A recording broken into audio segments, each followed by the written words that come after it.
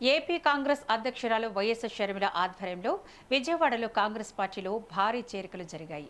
YCP, టీడీపీతో పాటు ఇతర పార్టీలకు చెందిన పలువురు నాయకులు, కార్యకర్తలు కాంగ్రెస్లో చేరారు. తాము ప్రజల మధ్య ఉంటూ పోరాటాలు చేసే రాజకీయాలను మాత్రమే నమ్ముతామని షర్మిల అన్నారు. కేవలం పాదయాత్రలు చేసినంత మాత్రాన వైఎస్ఆర్కు వారసులు కాలేరని షర్మిల సంచలన వ్యాఖ్యలు చేశారు. వైఎస్ఆర్ పేరును ఉపయోగించుకొని కొందరు ప్యాలెస్లు కట్టుకున్నారని, రాష్ట్రాన్ని దోచుకున్నారని ఆరోపించారు.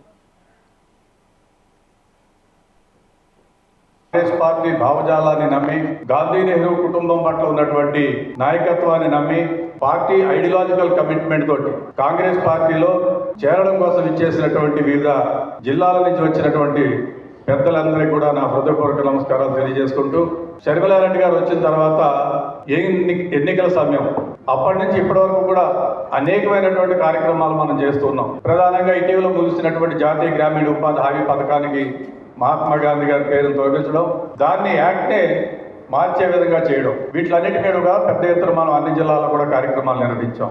వాటిలన్నింటిలో కూడా జిల్లా అధ్యక్షులు కానీ, నగర అధ్యక్షులు కానీ, మన పార్టీ యంత్రాంగం అంతా కూడా చాలా చక్కగా పనిచేసినటువంటి పరిస్థితి.